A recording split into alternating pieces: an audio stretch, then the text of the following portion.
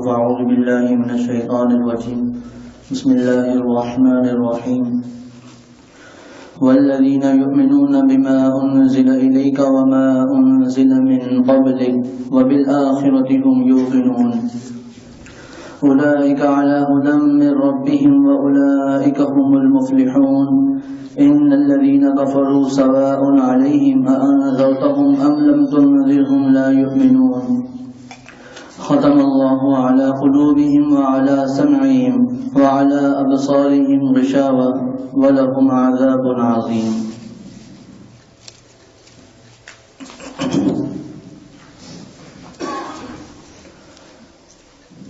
والذین یؤمنون بما انزل الیک، اور وہ لوگ جو ایمان لاتے ہیں اس کتاب پر جو آپ پر نازل کی گئی ہے، وما انزل من قبل، اور ان کتابوں پر جو آپ سے پہلے اتاری گئیں، وبالآخرۃ هم یوقنون، اور آخرت پر وہ یقین رکھتے ہیں.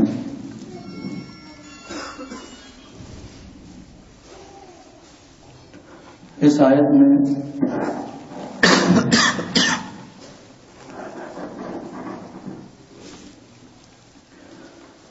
ان لوگوں کا تذکرہ ہے کہ جو کتابیں حضور صلی اللہ علیہ وسلم سے پہلے اتاری گئیں، تورات، زبور، انجیل، اور اس کے علاوہ جو صحیفے انبیاء پر اتارے گئے،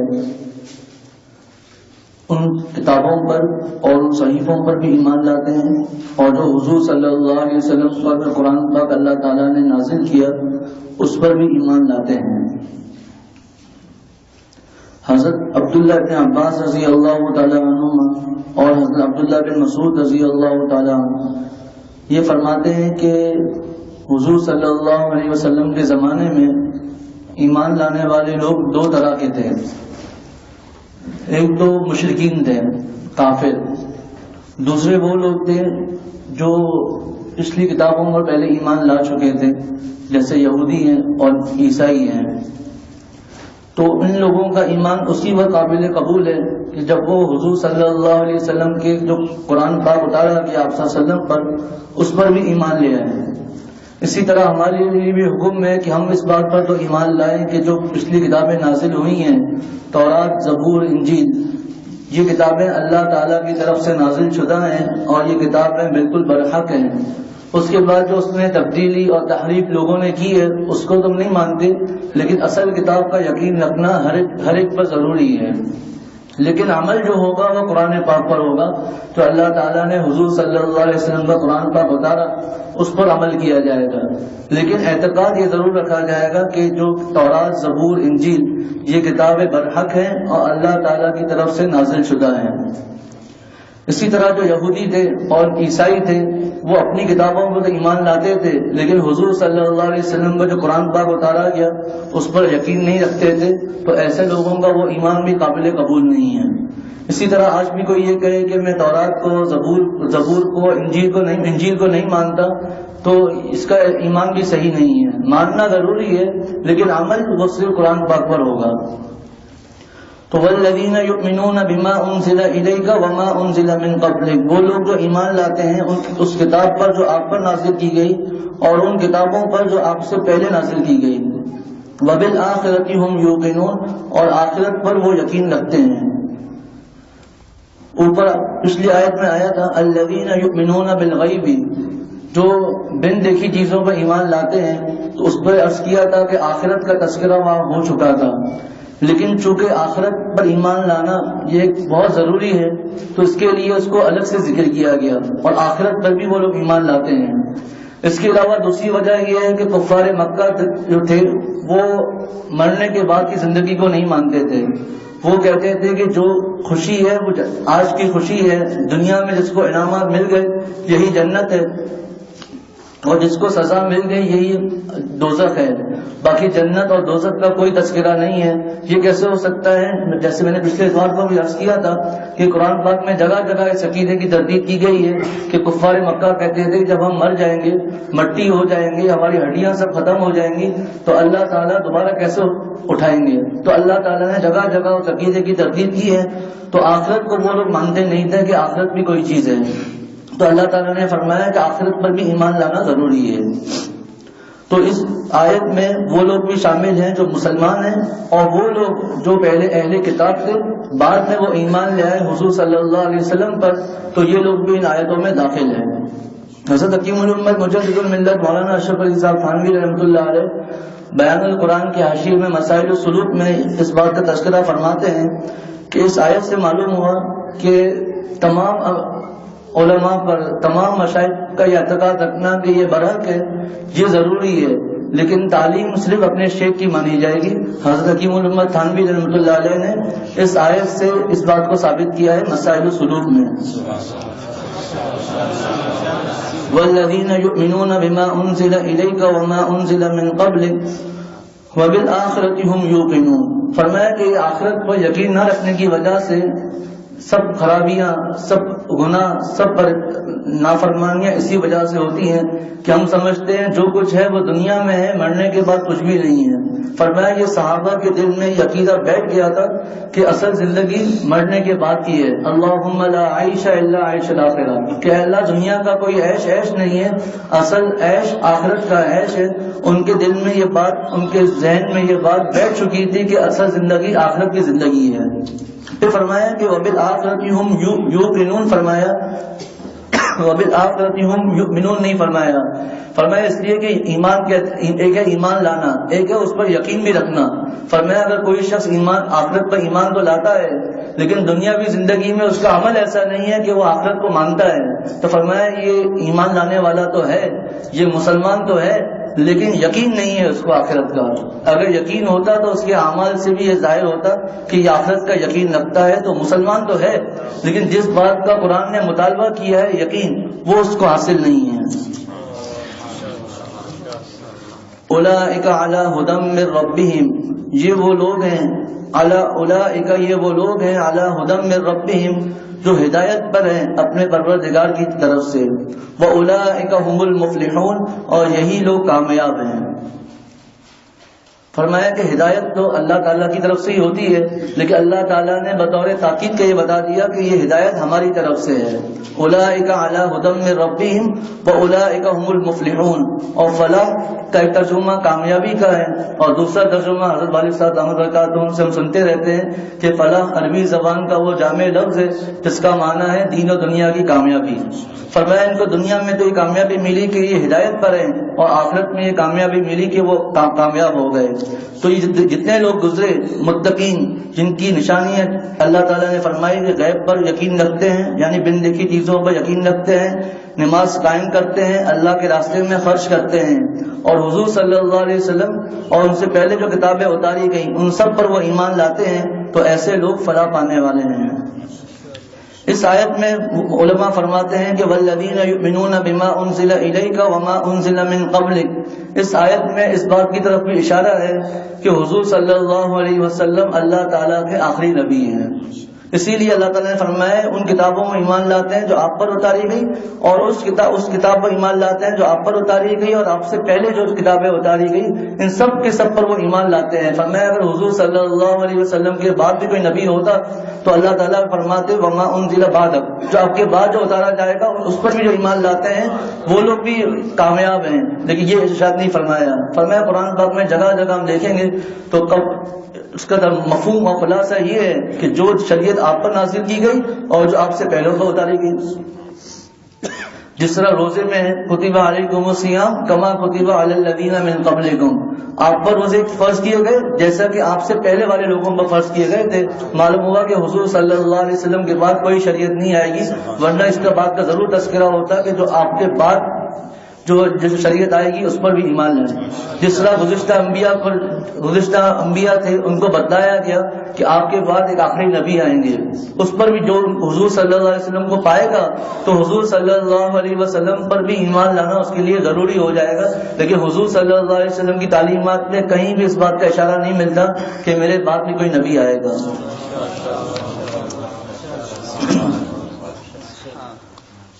ان الذین کفروا، بے شک وہ لوگ جنہوں نے کفر اختیار کر لیا، کافر ہو گئے، سواء علیہم، برابر ہے ان پر، انذرتہم ام لم تنذرہم، کہ آپ ان کو ڈرائیں یا ان کو نہ ڈرائیں، لا یؤمنون، وہ ایمان نہ لائیں گے۔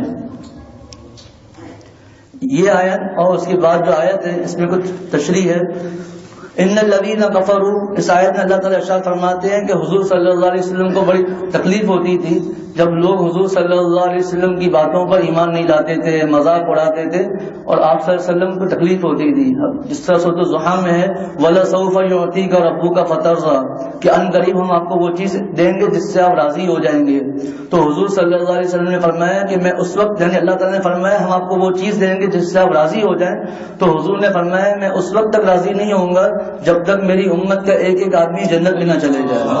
جس دن میری امت کے سب لوگ جنت میں چلے جائیں گے اس دن میں راضی ہو جاؤں گا. اس سے مراد مسلمان ہیں. تو حضور صلی اللہ علیہ وسلم کو غم ہوتا تھا، دل پھوڑتا تھا کہ لوگ ایمان نہیں لاتے.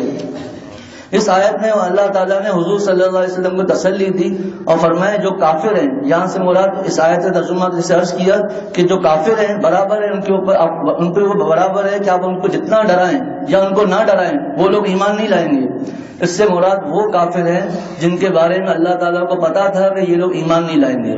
ورنہ اس آیت کے بعد بھی بہت سے لوگ ایمان لائے، پھر صحابہ کے دور میں ایمان لائے، تابعین کے دور میں بہت سے کفار، اور آج تک کفار ایمان لا رہے ہیں. تو اس سے مراد مطلق کافر نہیں ہے بلکہ وہ کافر مراد ہیں جن کے بارے میں اللہ تعالیٰ کو پتا تھا کہ یہ لوگ ایمان نہیں لائیں گے. ان کے بارے میں یہ آیت ہے کہ آپ ان کو جتنا بھی ڈرائیں ان لوگوں کو ایمان نہیں لانا ہے. اور دوسری تفسیروں بعض حضرات نے لکھا ہے اس سے مراد وہ لوگ تھے جو کفر میں اتنے پکے ہو گئے تھے کہ انہوں نے یہ تہیہ کر لیا تھا کہ ہمارے پاس کتنے بھی دلائل آ جائیں، کتنی بھی باتیں دلائل ہمارے پاس آ جائیں، کچھ بھی ہو جائے ہم ایمان نہیں لائیں گے. جس طرح کفار تھے حضور سے مطالبہ، حضور صلی اللہ علیہ وسلم سے مطالبہ کیا، چاند کے 2 ٹکڑے کر کے کہہ گئے ہم ایمان لے آئیں گے. جب چاند کے 2 ٹکڑے ہوئے تو انکار کر دیا. ابو جہل نے کہا تم بتاؤ میرے ہاتھ میں کیا ہے، تو حضور صلی اللہ علیہ وسلم نے فرمایا میں بتاؤں یا چیزیں خود بتلا دیں. کہا یہ بتلا دیں تو پھر کیا ہی چاہیے. ان کنکریوں نے پڑھنا شروع کر دیا اشہد ان لا الہ الا اللہ اشہد ان محمدا عبدہ ورسولہ. کنکریاں پھینک دی اور کہا یہ جادو ہے، یہ جادو ہے. اس سے مراد وہ کافر ہیں کہ جنہوں نے یہ تہیہ کر لیا تھا کہ کتنے بھی واضح دلائل ہمارے پاس آ جائے لیکن ہم ایمان نہیں لائیں گے.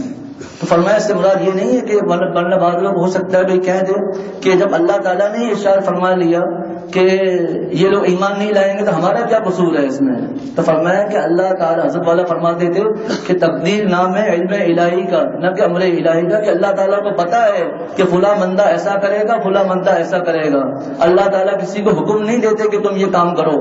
اس کی ایک آسان مثال کہ جس کو ہر آدمی آسانی سے سمجھ جائے گا کہ اسکولوں میں، کالج میں، یونیورسٹیوں میں، مدارس میں، ہر جگہ پر بعض اسٹوڈنٹ بہت زیادہ اچھے پڑھنے والے ہوتے ہیں اور بعض بالکل نکمے ہوتے ہیں، بالکل کورے نکمے، چھٹیوں پر چھٹیاں، کلاس میں دھیان نہیں. خیر تو ان کا بالکل، تو استاد کہتا ہے یار تم تو فیل ہو جاؤ گے.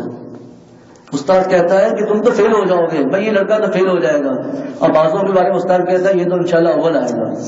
اب نتیجہ آتا ہے جس طالب علم کو استاد نے کہا تھا کہ یہ فیل ہوا ہے، وہ جا کر دفتر میں جاتا ہے، پرنسپل کے پاس جاتا ہے، محتمم کے پاس جاتا ہے کہ محتمم صاحب میرا کیا قصور ہے.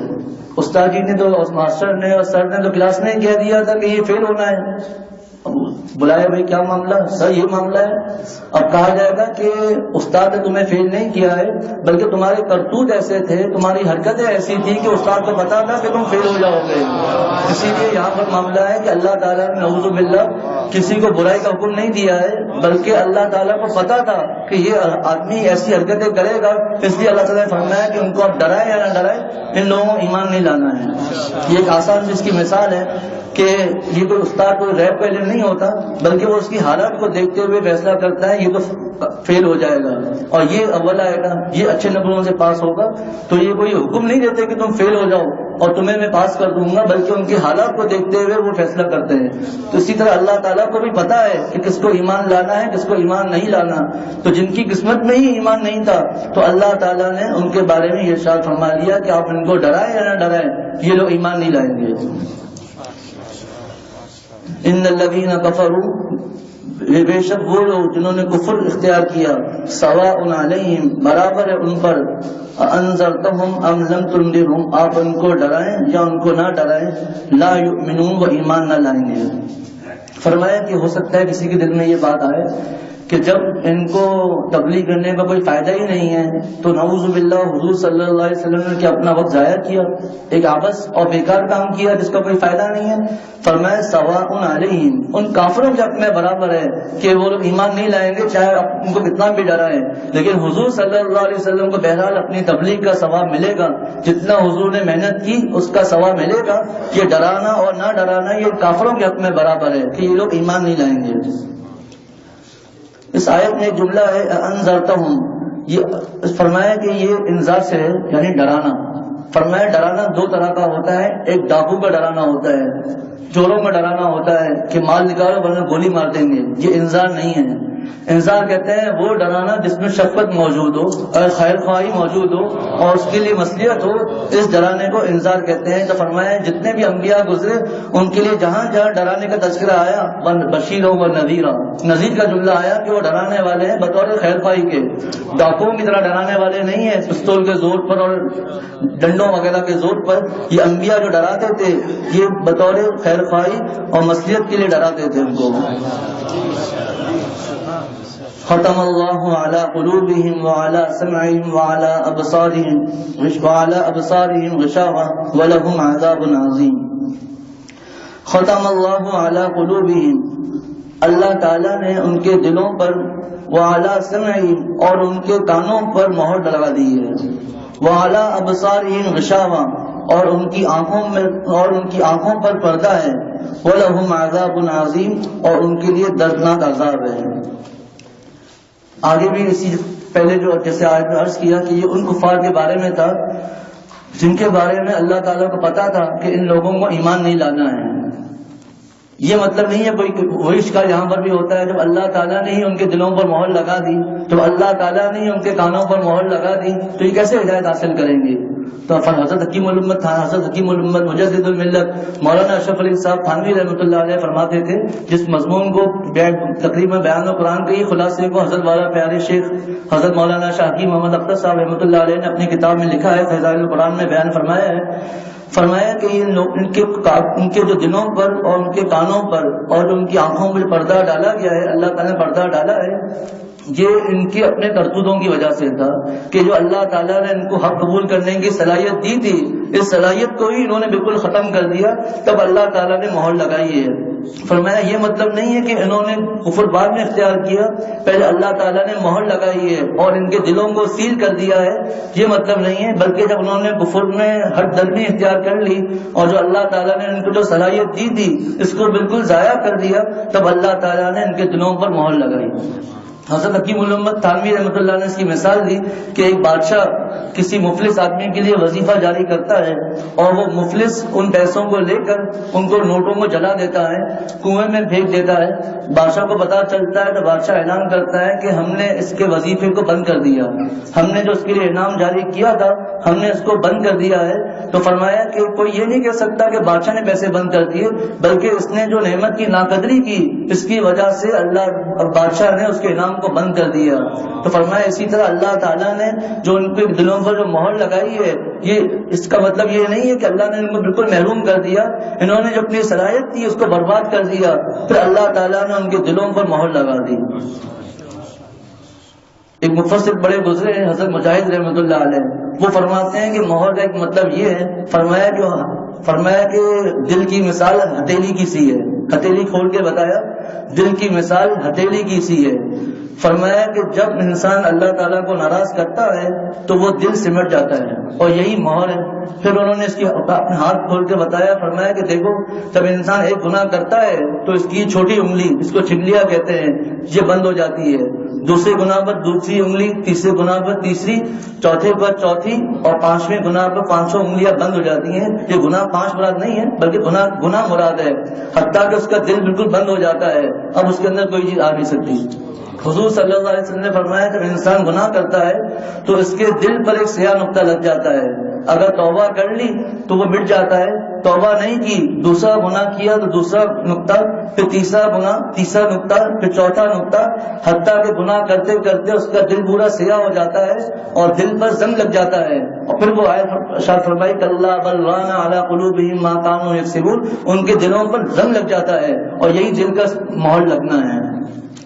ختم اللہ علی قلوب. تو اس آیت کا بھی وہی خلاصہ ہے جو پچھلی آیت کا ہے کہ یہ جو مہر لگانا ہے یہ اللہ تعالیٰ کی طرف سے نعوذ باللہ کوئی جرم نہیں ہے, کوئی ظلم نہیں ہے اللہ تعالیٰ کی طرف سے, بلکہ یہ ان کی اپنی نفسانی خواہشات کی وجہ سے اور اپنے استعداد کو برباد کرنے کی وجہ سے اللہ تعالیٰ نے ان کے ساتھ یہ معاملہ کر لیا.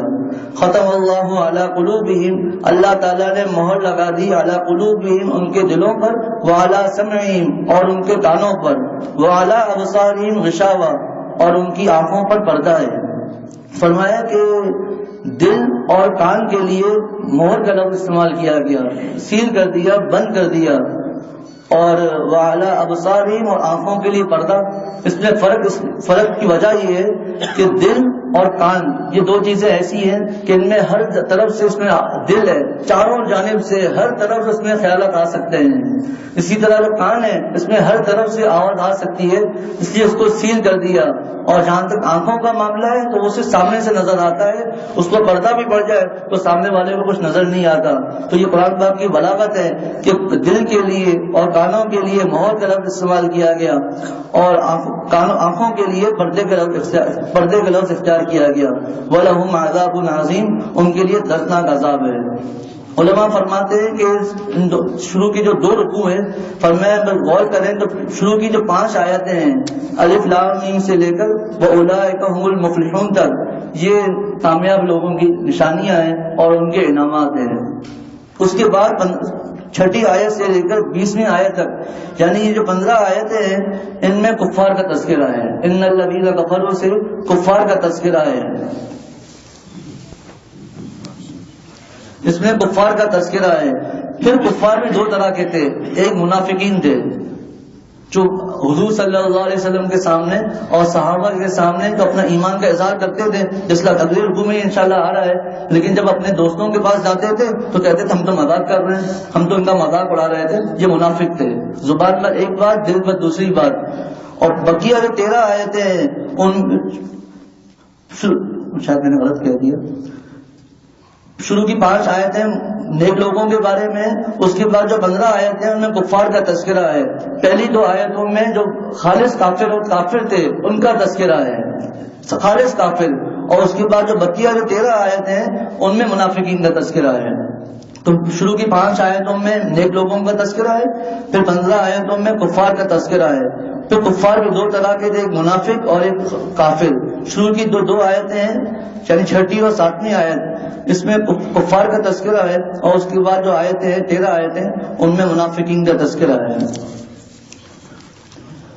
والذین یؤمنون بما انزل الیک, وہ لوگ جو ایمان لاتے ہیں اس کتاب پر جو آپ پر نازل کی گئی, وما انزل من قبلک, اور ان کتابوں پر جو آپ سے پہلے اتاری گئی, وبالآخرۃ هم یوقنون, اور آخرت پہ وہ یقین رکھتے ہیں.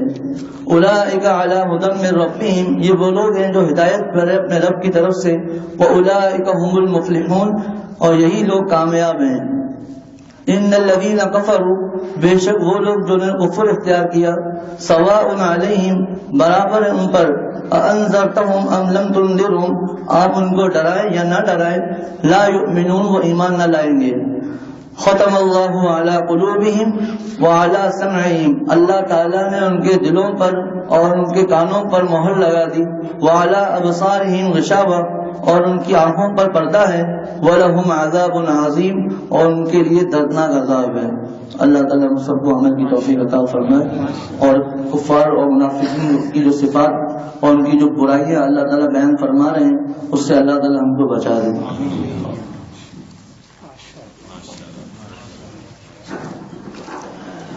الحمدللہ